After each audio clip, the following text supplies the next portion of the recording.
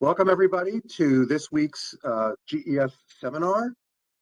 I'm Andy Miller. I am the faculty member in charge of organizing the seminar. I just want to put on the screen for a moment what's coming up in the next couple of seminars before we get started. So we have actually no seminar next week. And the seminar the following week is going to be presented by Jack Schmidt, who's director of the Center for Colorado River Studies at Utah State University. His topic is the future of the Colorado River. So that will hopefully be of interest to a wide audience. And then we are moving to South America after spring break with Dr. Luis Fernandez on reducing the impact of artisanal gold mining in the Western Amazon. And we have a full lineup of other seminars that will be coming up after that through the end of the semester. So you'll hear more about that as we go along. I'm going to turn it over now to Joe Gallagher. Joe, hang on a second. I just need to put you on stage. Okay, I'm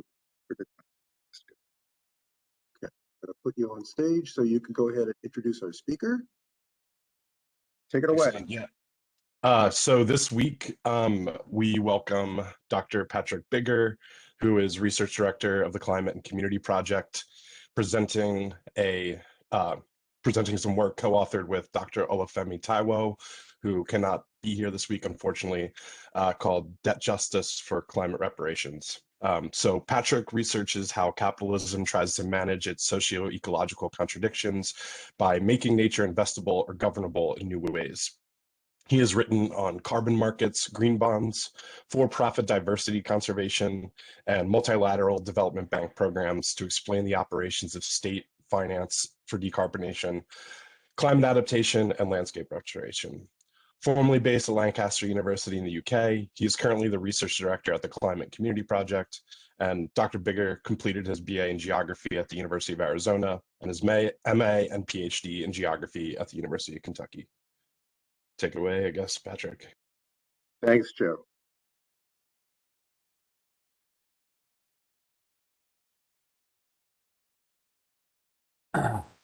All right. Well, thank you very much, Joe and Andy, for having me. Let me just get my slides running. Okay. Are we good? We are good. Groovy.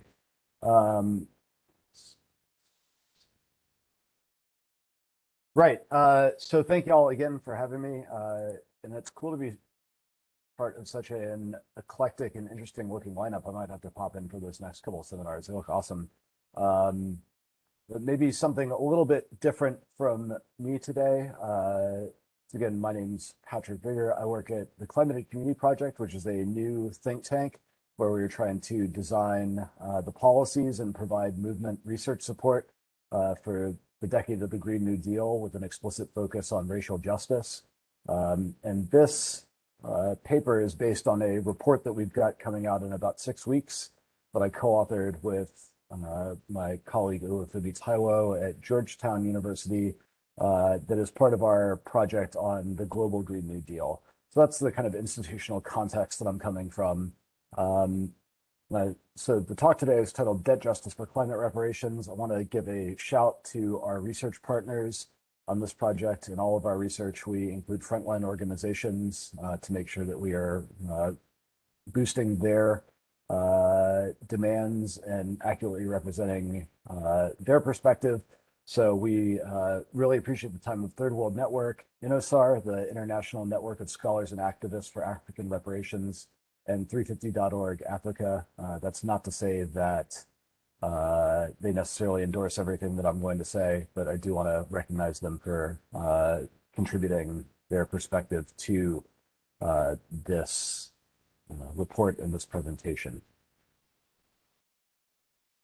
So what I want to do over the next 45 minutes is offer some thoughts on why sovereign debt matters for climate action and how we should think about the relationship between debt justice and a reparative program of climate finance, how climate action can be framed in terms of reparations. So I'll offer some short conceptual notes on those topics, then move on to some pretty intensely empirical sections on how debt functions in the international system, and then how debt is linked to climate change, and then conclude by offering a kind of 5-plank platform for civil society on debt justice for climate reparations. It might be worth noting that the kind of audience for this report are US-based social movements that are working on climate already, and legislative staffers to try to broaden the horizons of the US climate movement beyond domestic issues, to think about how debt links in with racial and climate justice. And this work is based on my co-author Femi's new book, Reconsidering Reparations, which I'm sure he would tell you is available from all fine retailers now. And then work that I was doing before I left academia with my research collective at the University of British Columbia, the Biodiversity Capital Research Collective, where we issued a report, again, along with Third World Network, that really sought to look at how global political economy was impacting biodiversity conservation initiatives around the world. And so in looking at that, that's how I kind of started looking into the debt side of things and thinking about debt justice, specifically in the context of ecological or socio-ecological problems. And by debt justice, I mean putting the needs of people and environments above the needs or desires of creditors, and doing so by shifting global political economy through short-term approaches to dealing with debt distress, and kind of in the medium term, coming up with equitable and sustainable debt resolution mechanisms. And this is kind of borrowing from the EuroDebt, the European Observatory on Debt and Development's definition of debt justice. And we think about debt justice as a part of a broader program of what we can think of as climate reparations, sort of reconsidering how reparations can be part of a positive program for climate justice, both to redress or begin to redress some aspects of past social, economic, and environmental harms, but also towards building more robust, desirable futures, right? Because right now we think of the future of climate change, and really of the global economy and global society in general, as having kind of two poles.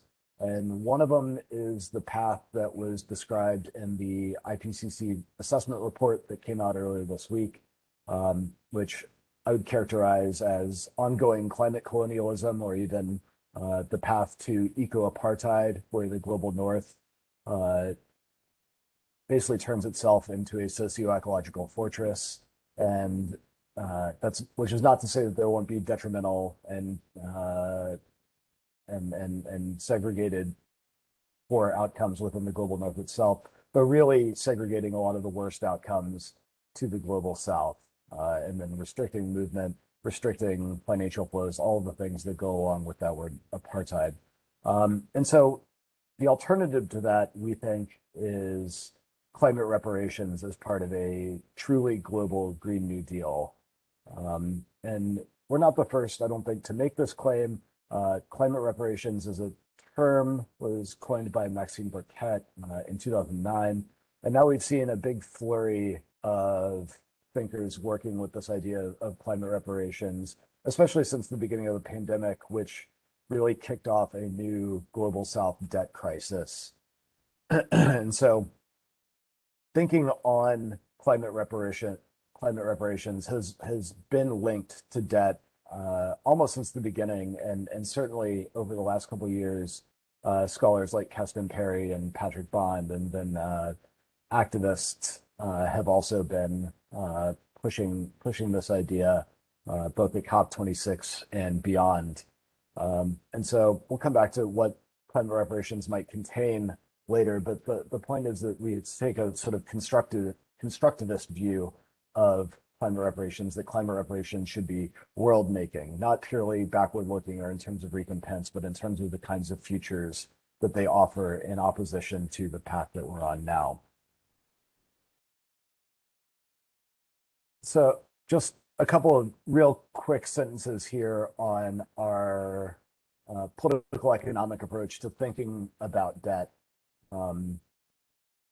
Having left academia and geography in particular, I don't feel the need to sort of dip as deeply into the cutting edge theoretical literature, but just to give you some idea of where I'm coming from conceptually, you can draw a pretty direct line from early socialist thinkers on imperialism, including Rosa Luxemburg and Lenin, up to thinkers in the 60s and 70s like Raoul Prebisch and dependency theory, Walter Rodney on underdevelopment, and then into geographical political economy, which is kind of where my training is, building on folks like Neil Smith to understand how the global economy operates relationally across space, and how we can think of this kind of debt, austerity, climate degradation nexus operates across time and space.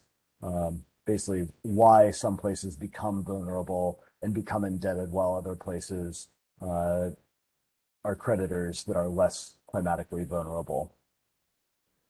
And so this really provides a kind of framework for understanding imperial debt historically and in the future, right? So this is a sort of transtemporal argument that we're trying to make here again, because it's about both redress for past and ongoing wrongs, and to a certain extent, future wrongs as well, given the heating that's already baked into the system, but also making the future differently.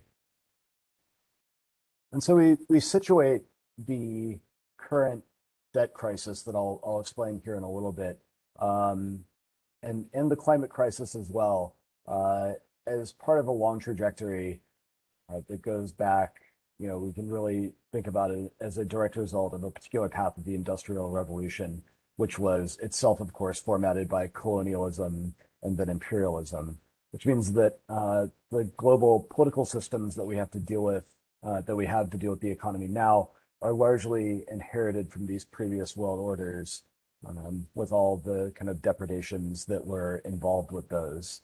And so we can take this really as far back as we want. It doesn't make sense for this talk to go further back than Bretton Woods, probably in 1944, just to mention that at Bretton Woods, the only colony represented was India. And with the global balance of power fully shifted to USA dominance, the economic powers that were granted at Bretton Woods to the original versions of the World Bank and the IMF and the scaffolding for the WTO all reflected that state of play in 1944.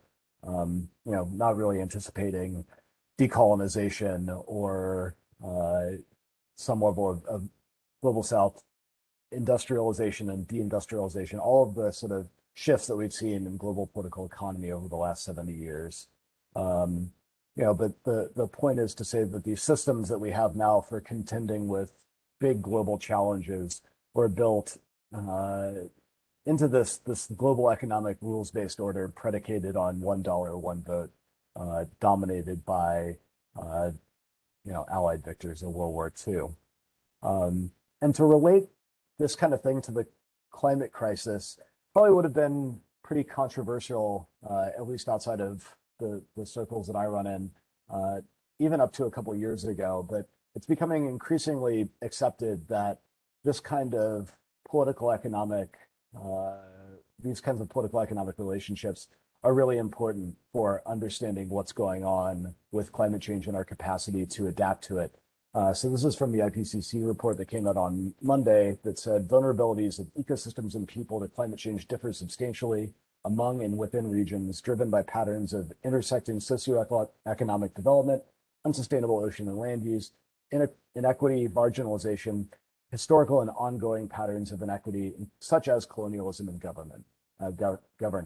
Right, and that's pretty new, but it sort of validates the approach that a lot of us have been taking for a long time, and I think it also demonstrates that critical social science works and is making inroads into the mainstream conceptualizations of why climate change is unfolding the way that it does. And so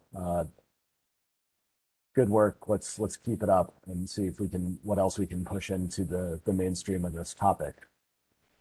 Because it's going to become increasingly important that we contend with global political economy when we're thinking about both mitigation and adaptation, especially in the global south, where debt is rapidly approaching or even exceeding 1990 levels, which is alarming for all sorts of reasons, not the least of which that the 80s and 90s see and hear these peaks starting in 82 following the Volcker shock that kicked off the third world debt crisis, led to the era of structural adjustment and the lost decades of development, where development gains really stagnated across the world, leading to completely avoidable misery and lost gains for a lot of folks.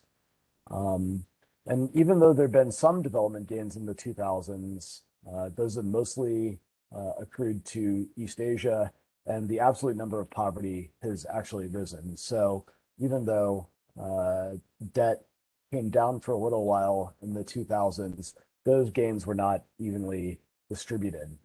And so we see that debt has been on the rise pretty substantially since 2010, and even more so since the end of the commodities boom in 2014. And then if we zoom in on Africa, we can see that debt has increased. Total debt has up to over $1 trillion US, quadrupling from 2006 to 2020. Much of that held by public sector creditors, including multilateral development banks and bilateral lenders, but also this big increase in private long-term lending from basically bank finance, and also the increase in traded debt like bond issuances from sovereign countries. And the pandemic has made a bad situation worse. Even before the pandemic, by 2019, debt to GDP percentages rose almost 20% from about 60 to almost, from about 50 to almost 70%. In 63 impoverished countries, the average government external debt payments rose from 5.5% of government revenue in 2011 up to more than 12% in 2019. But those figures go as high as almost 50% in Sri Lanka, 37% in Ghana, 20% in Malawi. And so on the eve of the pandemic, things were already bad, and now things have gotten much, much worse. 60% of the world's low-income countries are in danger of default, meaning that they're really in severe debt distress.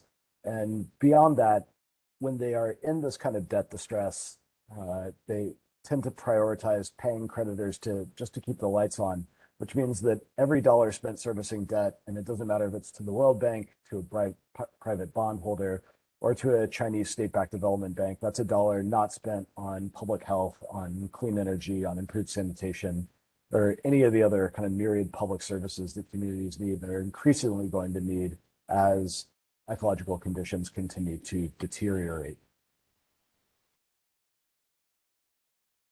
And as we saw on that last slide, there's different kinds of debt that are increasing at different rates.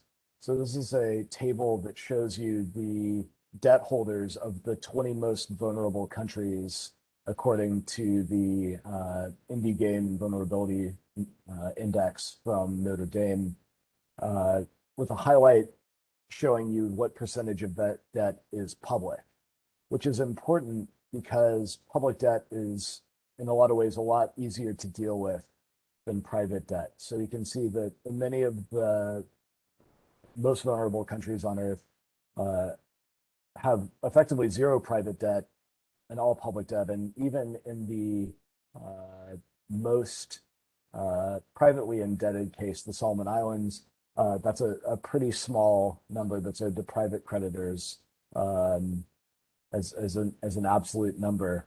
And the reason that this is important, again, is because this means that if we were talking about doing immediate debt relief such that vulnerable countries could have more fiscal space to invest in public health measures or invest in climate action, that is entirely within creditors' remits.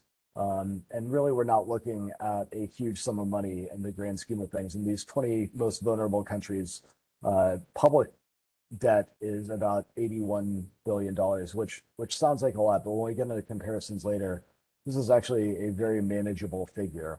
And the reason why doing this kind of debt restructuring is so important, especially in vulnerable places, is because it works.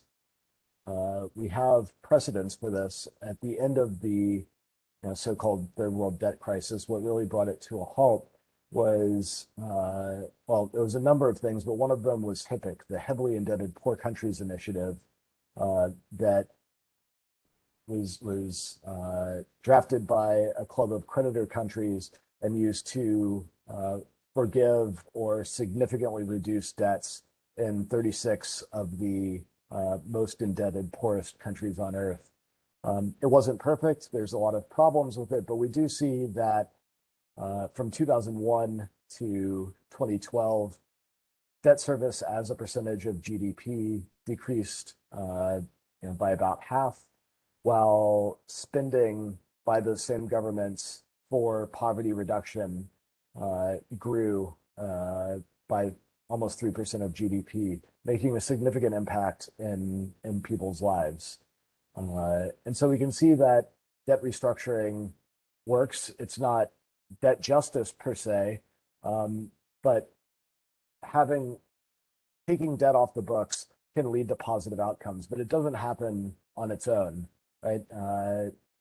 It's not clear if this kind of debt restructuring would have happened if it wasn't from immense social pressure in the form of both social movements in the global south and as well as solidarity movements in the global north, like the iconic shutdown of the WTO in Seattle in 1999, that showed policymakers in these multilateral institutions that there was immense social need to move towards debt restructuring.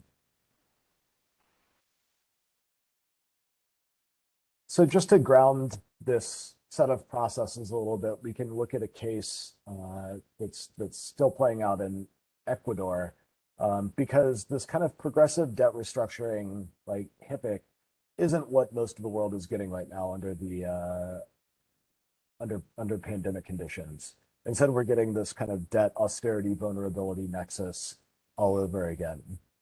So Ecuador, is, for a lot of you know, is highly vulnerable to seismic and hydrological disaster. Had significant flooding earlier this year that led to mudslides that had a tremendous cost in terms of life and money. It's also hugely reliant on oil exports for its economy and to earn foreign currency to pay debt, which has the dual effect, of course, of cooking the climate and also destroying fragile ecosystems, especially on indigenous land in Ecuador itself. And the country is also suffering from a major debt crisis predicated on both the crash of oil prices in 2014-15 and the 2016 earthquake that caused $3 billion in damages. This debt has led to prolonged negotiations and several rounds of bailout negotiations with the IMF. And the upshot of that is that the debt crisis and subsequent austerity that Ecuador agreed to in order to meet its bailout conditions has sent a substantial chunk of the country into poverty, which is ultimately the best indicator that we have for climate vulnerability. Right? Basically, the fewer resources that you have, the more vulnerable you are to climate shocks. And this is emblematic of what's happening across a lot of the middle income world right now, where debt coupled with funding cuts based because of pandemic impacts has sent almost 150 million people in middle income countries back into poverty since 2020. And so IMF bailouts tend to come with pretty harsh conditions, even if the era of structural adjustment is formally over. For example, the IMF offered a $4 billion bailout package in 2019. And as a result of that, Ecuador had a 4.5% reduction in health spending right on the eve of the pandemic, which has resulted in one of the highest COVID burdens in Latin America and in 2020 in the world, which I think we can see as a sort of preview of what's going to happen with future climate shocks. As the economies continue to struggle under the challenging economic conditions brought on by COVID and fomented by existing debt relations, the IMF has continued to push austerity. And in fact, new negotiations have prohibited new climate funding and prioritized debt service for whatever savings accrue to the national government through austerity. And the ultimate result of this is that really seeing Ecuador being locked into a high carbon, low development trajectory where it's going to continue to rely on raw material exports in order to make the hard currency that it needs to service debts, with limited fiscal space to invest in either low carbon diversification of the economy or adaptive capacity. So that's what the kind of global economic system has been up to in Ecuador more broadly. The G20 came up with what it called the Debt Service Suspension Initiative, which Ecuador was not eligible for because it targeted low-income countries primarily, that tried to make fiscal space for the lowest income countries that were really struggling under their debt burdens. But even after a lot of emergency back and forth as debts were reaching an unsustainable crescendo there in mid-2020, the 46 countries that were eligible for DSSI, the Debt Service Suspension Initiative, ultimately had less than a quarter of their debt suspended. 10.3 billion worth of payments were delayed, while the countries that were in enough distress to seek relief through the program had to make 36.4 billion in payments over the same period, including to the World Bank, which chose not to participate in the initiative, even though it helped design it. The head of the World Bank, David Malpass, said at the time, in the middle of the pandemic, that he was worried about the risk of free riding. Similarly, and I think deafening echoes of colonialism, UK private banks suspended exactly zero debt through the DSSI and took in more than 3 billion in payments from these vulnerable countries in the first 18 months of the pandemic, while the largest suspender of debt was China, even though it only took average steps itself. So what we really see from DSSI and the lessons that we learned here is that there's been insufficient steps taken to deal with this global debt crisis. And where it has been, where steps have been taken, the Jubilee Debt Campaign notes that public money in the form of debt suspension intended to help lower income countries has instead gone to banks, hedge funds, and oil traders. And so the point here is that debt justice will require the enrollment of private creditors, which is something that multilateral initiatives haven't been particularly good at in the past, and is going to be increasingly important given that growing share of global South debt that is owned by private creditors.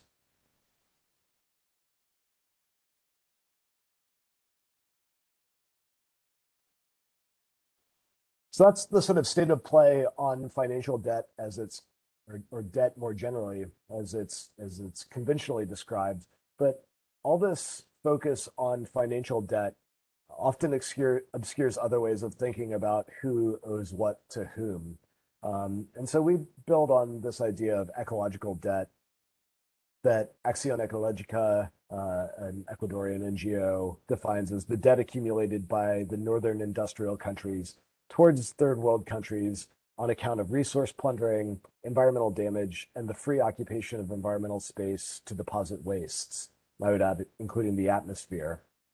And thinking back to that Ecuador example that I gave a minute ago, this is a classic case where we can see the materially and financially extracted nature of the global economy. And there's other ways of visualizing this as well. Jason Hickel and colleagues have a paper out a couple weeks ago where they quantified the unequal ecological exchange from south to north, where we can see just incredible volumes of stuff, of land, of energy, of labor time that are expropriated by the north from the south.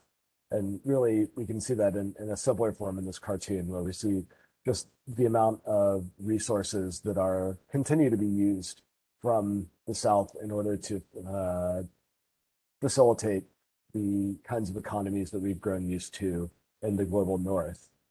And this, of course, has significant economic ramifications as well, right? So it's almost the economic debt in reverse, where we can see from the same paper by Hickel et al., the average drain from the south to the north in US trillions, generally hovering in the 2010s around 10 trillion per year, which just absolutely dwarfs, of course, not only aid, but also lending and all other financial transfers from north to south. So we can see that the south is really subsidizing the global northern, or the northern economy as we currently think of it.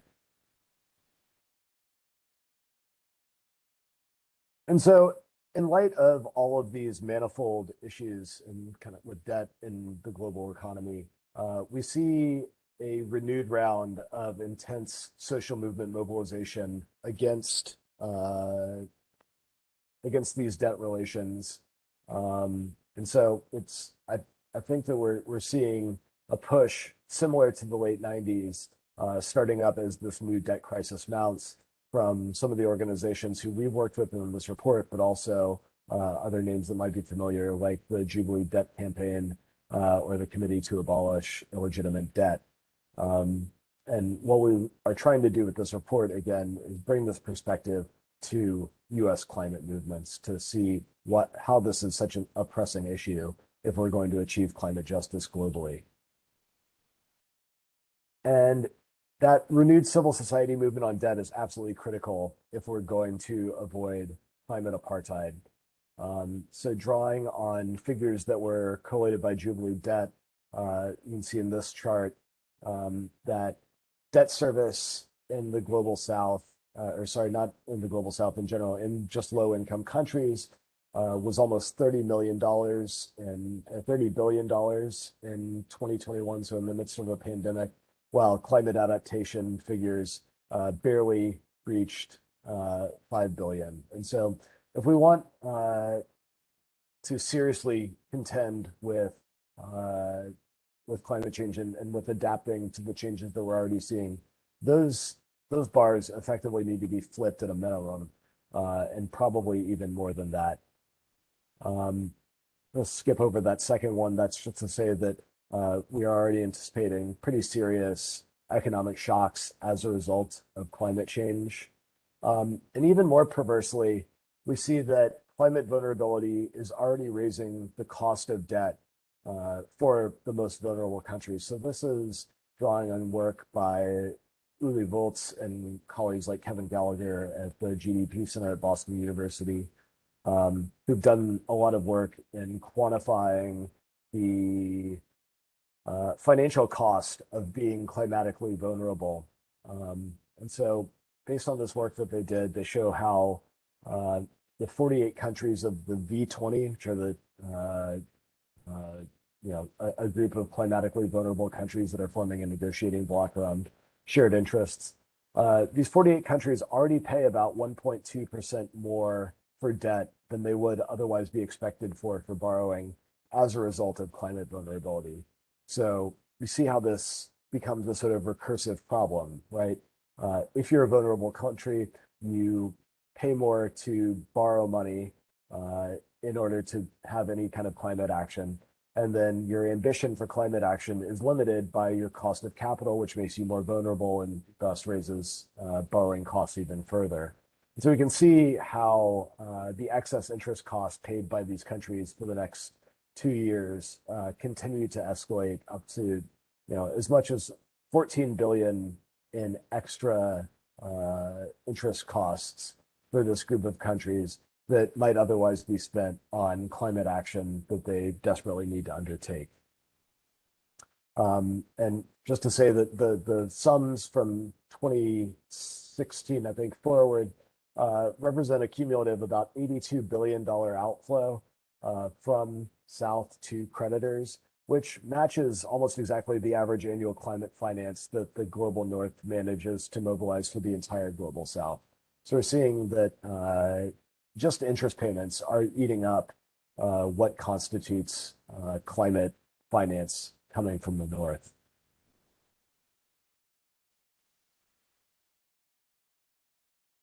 And so to summarize a lot of these relationships, Eurodad, again, the European Observatory on Debt and Development, has this handy visualization where we can see how this circle of debt and climate crisis sort of keeps itself going, where a disaster will happen, like in the case of Ecuador. You'll have to borrow for reconstruction and recovery after the extreme event. You'll have to take out loans in order to do so. Because of the increased social and ecological vulnerability that the disaster shows, you get higher borrowing costs, which increases the public debt.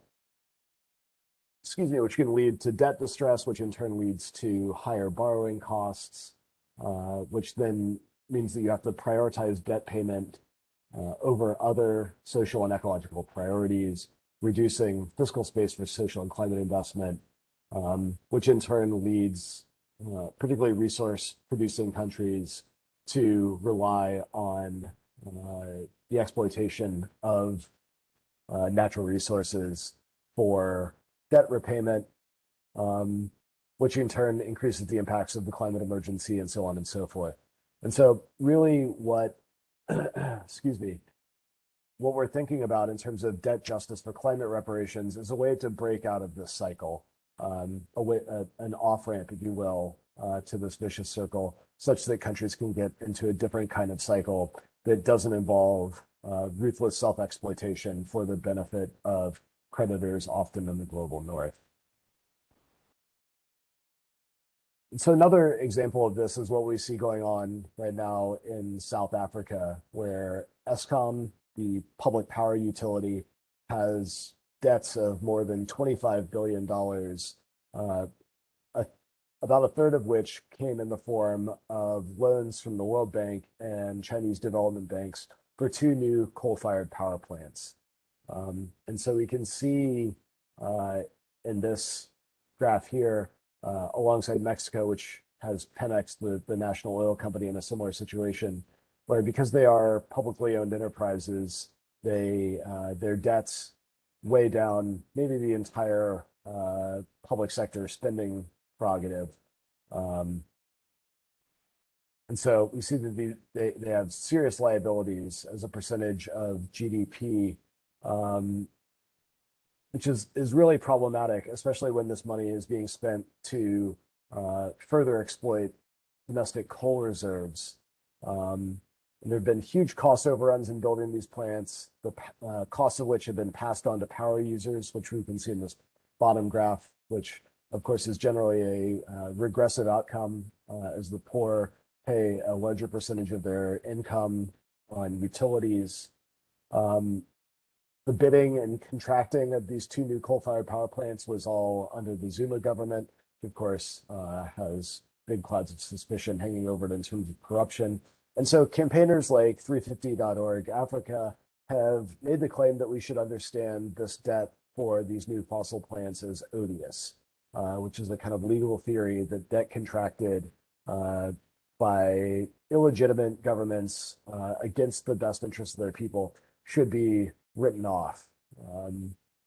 Because the alternative, what we're getting right now, is development bank proposals to privatize ESCOM to privatize the public power utility.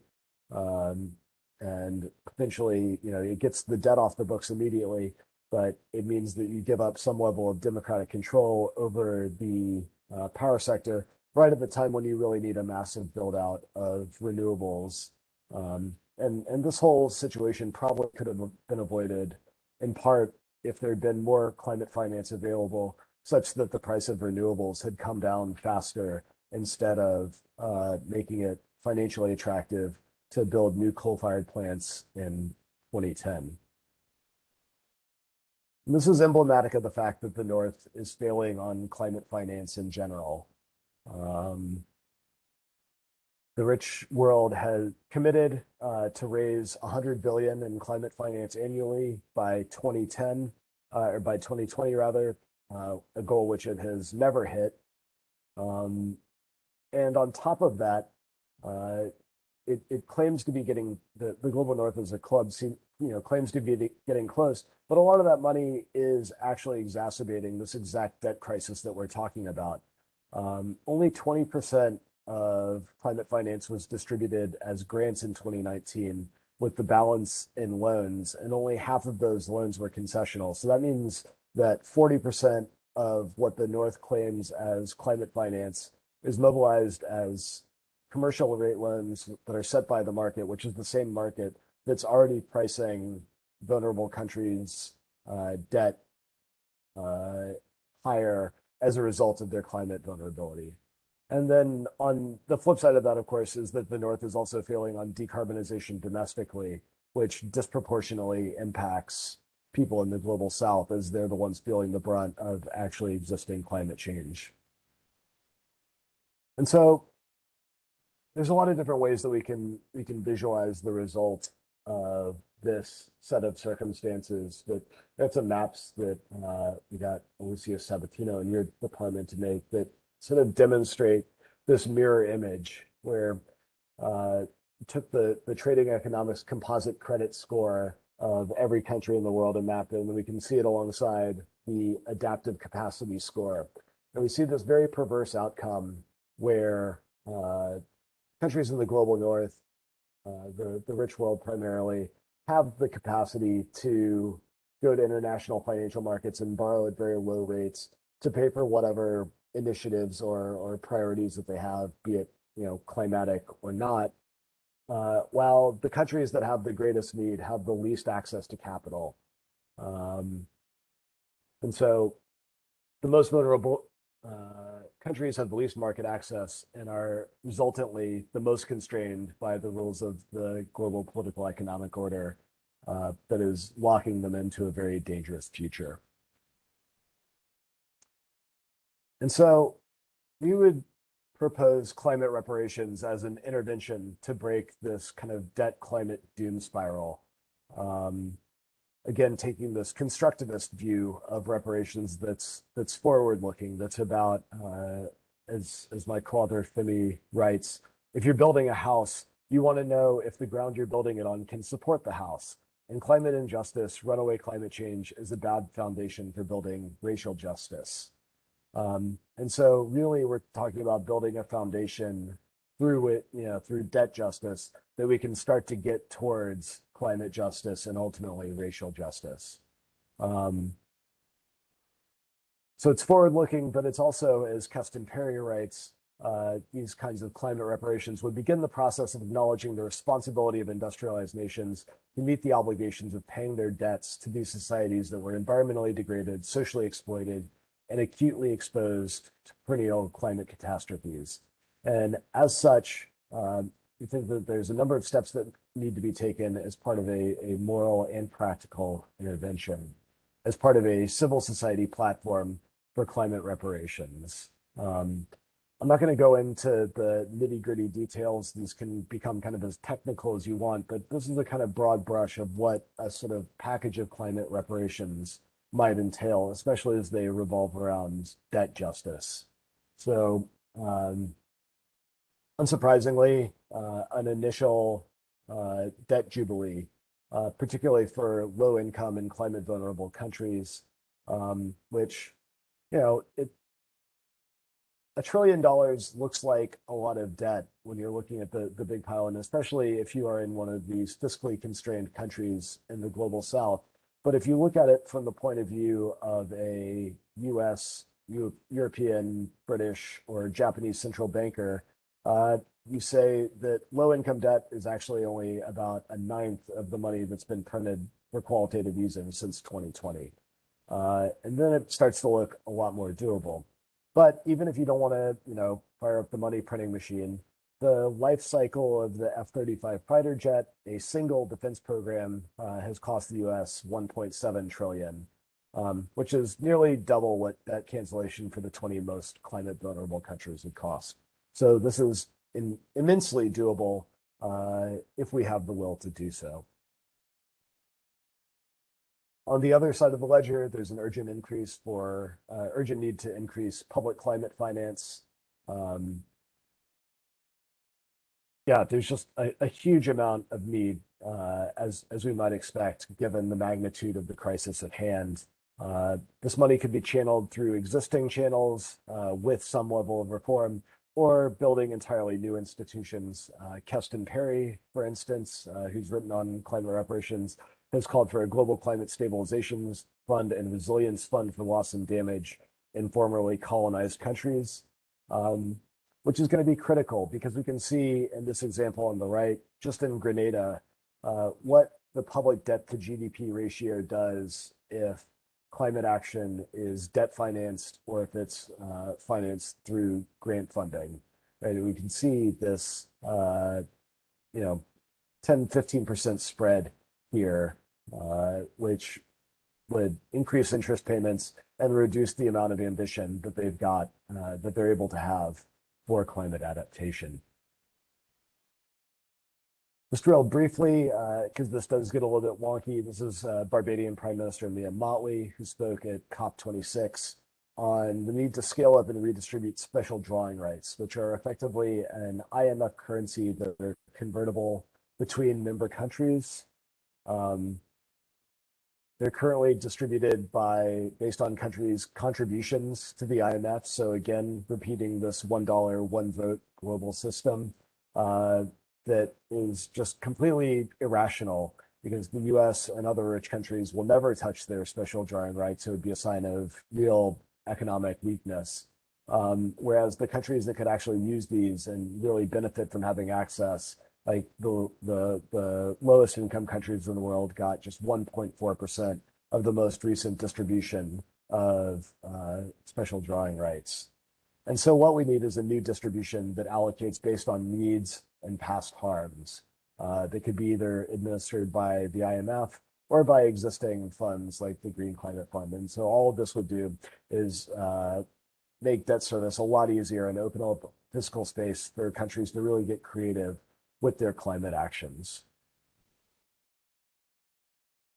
In terms of how we deal with the question of private lenders, right, who are typically more intransigent than public sector lenders on debt justice, there are some actions that we can take. There's legislative actions, but we can also use fiduciary authority through things like the central bank, like the Federal Reserve and Treasury, to make holding global South debt less attractive by doing things like central banks already doing around the world in terms of doing climate stress tests, right? If you hold climatically risky assets on your balance sheet, then maybe you are forced to keep more liquid assets in reserve.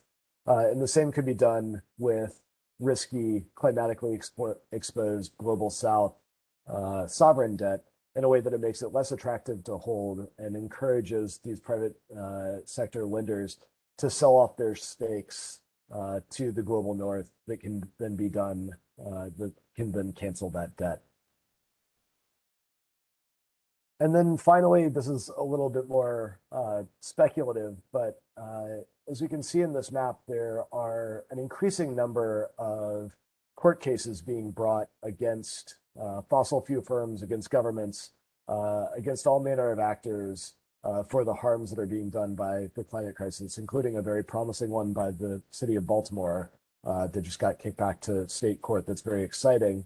A lot of these are about forcing governments to act on climate, but others are specifically seeking damages from climate polluters. And we think that some proportion of those damages should be channeled to the global south as a form of reparations for harms already experienced and those that are coming down the pipe. So if Baltimore does win its lawsuits, obviously it needs that money to do climate action of its own, but some proportion of that should also get channeled to the global south that has even fewer resources to hand for adaptation than Baltimore does. And so all these things would sum to what we think of as world-making reparations for a safer planet. They should be one component of a broader discussion about addressing past, ongoing, and future harms. They should be a space for discussing how reparations should work more broadly, including domestically within the US, where we can look at debt forgiveness programs for Black farmers as a form of, at least having a discussion about reparations. And really, this is about getting towards a recognition that the Green New Deal has to be global, or it won't really be a Green New Deal because of the sheer magnitude of the crises we face and the fundamental interconnections that we have between people, places, societies, and economies. But that it won't happen through policy alone. It's unlikely that even our best legislative advocates are going to pick up this kind of program of their own accord. It's going to require social movements, and it's going to require scholarship to make good arguments. And so I hope that is a role that, it is a role that geographers have played already, and it's a role that I hope that we will continue to play. So I'll leave it there, and thank you very much. Thanks, Patrick. That was really fascinating and eye-opening, and I think there's dozens of questions that could potentially be asked. I'm going to, let's see, Matt Fagan, is this a question or a statement? There's something here from Matt, so I'm going to ask Matt to speak first, and then we'll go on to Joe Gallagher. I think we should first clap or something. I think we'll do the phantom clap. That was the tour de force, and I enjoyed it immensely, Patrick. Awesome, thank you. I think you really resoundingly made the case. I particularly thought your vortex, when I read that, I was like, oh dear God, of course. And you laid it out so clearly. But I'm wondering on the private debt, there's kind of, I think you just threw that at the end, and I wonder about that because you could make the argument that mounting private debt is actually a sign of a growing economy, even if it's a percentage, because ours is massive, right? Mm-hmm. I'm wondering, and I know there's a lot more nuance here I'm not getting. So like my question is like, why would you want to make issuing and holding private debt from lower income countries less attractive to say people in higher income countries? Would that restrict their ability to grow their economies by getting loans? I had a follow-up question, but we can wait. There'll be others. Sure. So I mean, this is a classic one of those. The only thing that's worse than being exploited by capital is not being exploited by capital situations, right? I mean, so I think one of the distinctions, and I'm afraid that I can't remember who made it originally, but it's quoted by Brett Christophers and Noel Castry, is this distinction between good credit and bad debt. And so yes, maintaining access to international capital markets is good and important, and being able to borrow is important, right? Infrastructure in particular is lumpy, right? You need to be able to smooth those costs over time.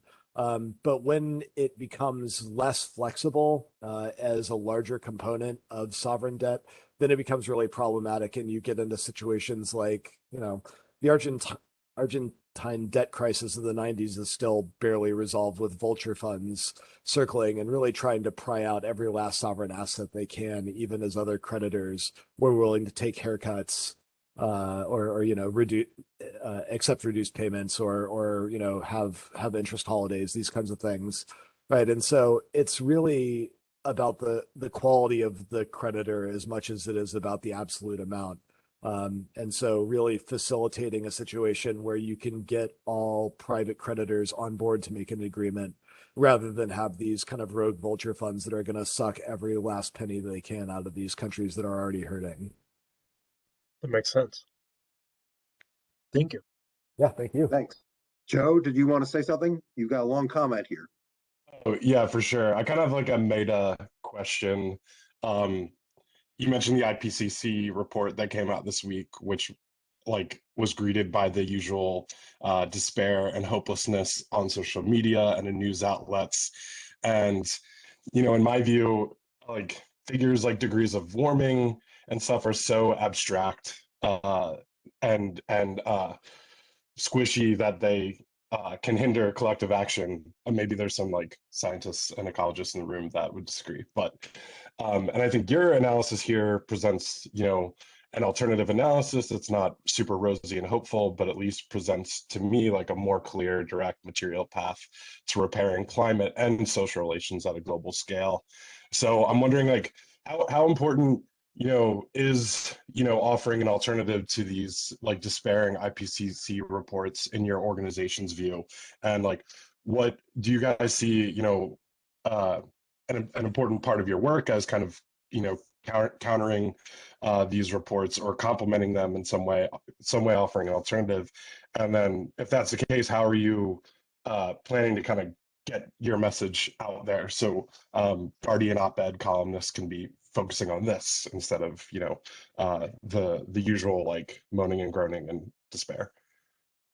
Yeah, I mean, there was the usual kind of doomerism that came out with the AR6 this week. I don't know that I actually read at least the policy for summary makers. I haven't read the whole 3,500 pages. I'm not likely to, but you know, it's like any IPCC report. I mean, you know, I'm glad that they're putting the sort of dangers in more uncertain terms.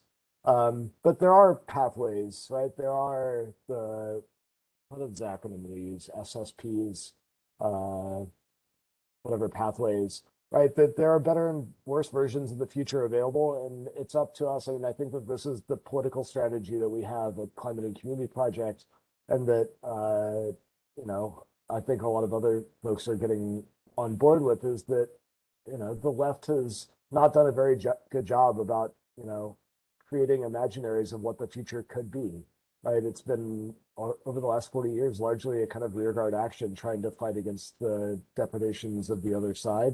And so this is about envisioning things that we actually want instead of just saying what we don't want. It's a positive program. And CCV, we've got a big report on a Green New Deal for public transportation in the US coming out early next week. We've done some more work on a Green New Deal for public housing, or, you know, we're designing specific policy proposals that will have material impacts on people's lives, because we think that that's the path to good climate politics. Scolding and asking for voluntary austerity is a losing program. We've got to sort of show that climate action can make people's lives better. And that goes domestically as much as it does for thinking about, you know, this kind of heady mix of abstract climate impacts and debt. Thanks. So Thank you. we're at 1 o'clock. If Patrick, if you're able to stick around for a few minutes, if there are Sure, additional absolutely. questions, we can keep going for a little bit. I don't see any more in the chat, so I'm going to pose one, and then if anybody else wants to ask a question, please do before we finish. So it strikes me as interesting, you know, when you, for reasons I think we probably all understand, the word reparations, when it shows up in a public platform, is usually read as being radical, right? There are reparations for some people, but not for others. And the thing that really struck me about your presentation is that you can think of reparations as, you know, you have to fork over funds to pay for something that's a net cost to you. But I think what you articulated is that the reparations are really an investment, because it's an investment in making it possible to do things that are intended to help essentially a global problem, right? I mean, if countries all around the world cannot invest in things that will help reduce carbon emissions and improve environmental circumstances, yes, the global north is going to be less impacted, but it's still going to be impacted. When you look at the amounts of debt you're talking about, compared to the kinds of bills that have been passed in the United States just for relief from COVID, and then I think about extending that to the global economy, you're right. It doesn't look like as much money as it might sound like to some people, to something that might actually make some difference. So I'm curious about the messaging on this. I understand why it has to be reparations, but on the other hand, I think the messaging that this is a net investment to really make a huge difference that actually is a benefit not only to the global south but to the global north as well. I wonder what you think about it. Yeah, it's tricky. I had a really good conversation with a guy called Vincente Paulo, who is the loss and damage negotiator for the G77 group at the Ipcc negotiations. And this is basically the exact same point that he raised. He says, we should talk about loss and damage, but the second you mention reparations, the global north negotiators just shut down.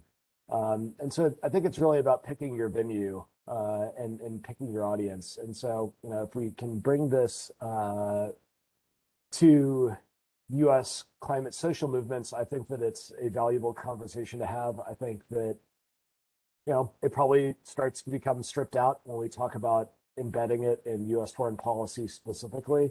But as long as we're sort of moving in this reparatory, world-making direction, I think that we're happy to have the conversation about reparations more broadly, and then about the policies that actually get us there. And if a disconnect happens at some point, I don't know that we're too bothered by that. Mm-hmm. All right, thank you. So, Matt, you just posted something else. You want to just say what you were talking about? Or are you just describing what Patrick was referring to? Well, I forgot to mute myself, so I hope I haven't been breathing too heavily in the last few minutes. I was just posting the Ipcc report. And I think the fact that they're saying that adaptation efforts are falling behind dovetails really nicely with your message here. I had a follow-up question from before. You remember in the beginning, you were like, this is kind of like colonialism, and that they didn't trust, they didn't want to give debt because they didn't want to alleviate debt because they didn't trust what the countries would do. And I'm wondering, what's the path history in canceling public debt? The countries tend to have incentives afterward to take on more debt? Do most countries view it as like, thank goodness we got our debt canceled? And is that kind of a false narrative? And they actually fiscally, they just get off from under a rock and they're back to normal? Or do countries tend to operate like high debt gets canceled and they're the same structural conditions leading to take on debt again? I mean, I think it varies country to country, and you do see some of that kind of seesawing, but others do, they got out of debt from HIPC, have largely stayed debt free, but that is often a matter of circumstance and resource allocation or endowment rather, as much as it is the capacity to prudently manage the sovereign checkbook, or whatever bad metaphor the IMF is choosing to use that day. Because we're really talking about a structural relation here that then people like David Malpass can use to scold these countries and discipline them fiscally, such that it's really, really challenging to escape that kind of low income debt trap. So I think that there is a large degree of kind of colonial logic at play, both in terms of the fiscal policy, but then also in terms of climate policy more specifically, especially as we see,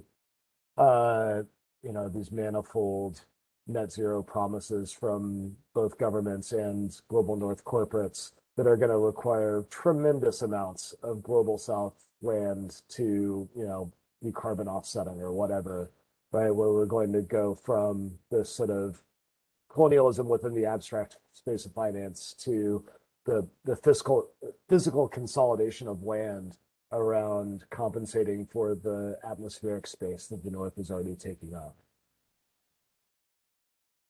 Does that get at what you're asking? Yeah, I'm wondering if there's been studies looking at the predictors of how countries, the speed at which they take on debt before and after debt relief, whether that velocity even differs. And what predictors? I'm positive that's out there, but I don't know off the top of my head. Yeah, it'd be some buried in some wonky economics journal I probably never read. But I'm just wondering, like, is there something to their like, is it rational or is it irrational? And if it's wholly irrational, I think it's really worth exposing that it's just a fear rather than it's not supported by the data. It's Yeah. like when I had a colleague who looked at like the effect of hurricanes on economies and whether economies ever recover from hurricanes, because there's ideas that maybe the creative destruction you free up.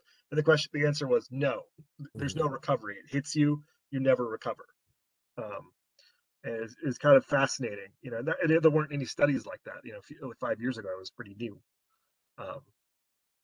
Well, it's a really good question. It's an important one. I'd like to be able to drop that in a footnote in the report. So let me look into it, and then maybe I'll convey that back to you via Dylan.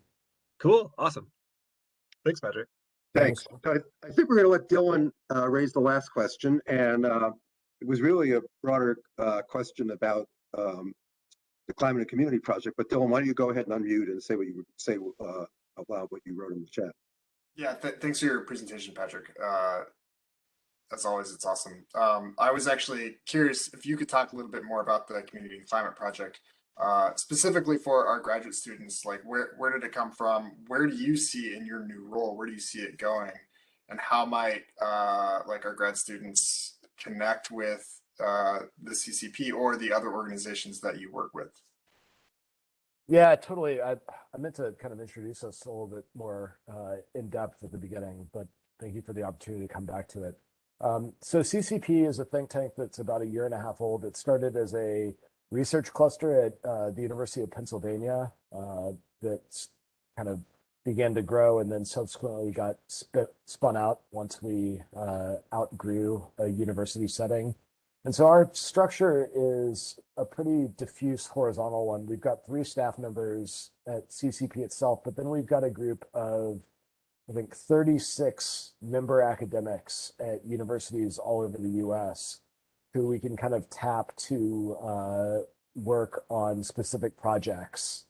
And so everyone, you know, with a huge diverse range of expertise that's just kind of broadly located at the intersection of climate and various social processes. So we've got, you know, economists, sociologists, geographers, political scientists, environmental engineers, people in labor studies, you know, a real eclectic group who are basically politically and scholarly committed to delving into these questions of climate and racial justice and doing more applied work, both qualitative and quantitative. And so I was real happy that I was already able to bring one of your grad students into this project to do some mapping work for us.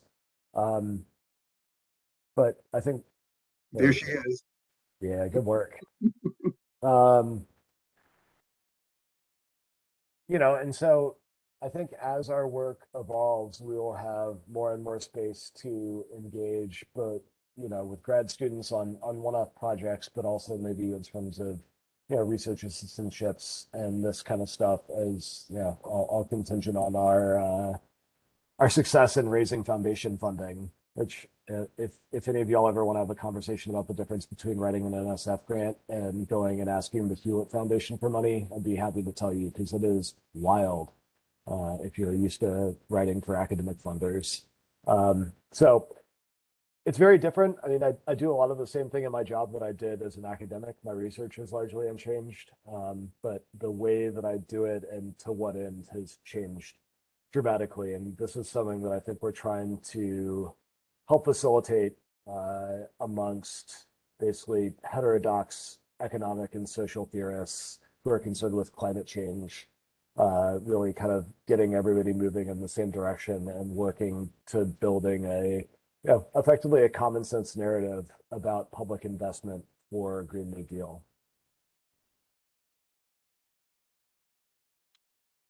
Thanks, Patrick. Well, thanks very much. I think we are now at 1:10. I think the right time to finish. Patrick, thanks so much. This has really been tremendously illuminating, certainly to me, and I think to everybody who's heard it. And we will indeed have it posted on the YouTube channel of the UMBC Center for Social Science Scholarship. So for anybody who missed it, if you know other people who should see this and missed it, by all means, once we get that link back, we'll post it and send it out in an email. lots more people have a chance to watch it. So thanks very much, Patrick. Look forward to continuing connection. Yep, my I'm gonna pleasure. Thank stop- you so much for having me. I'm Thank you, going to stop Patrick. recording now. Bye, all.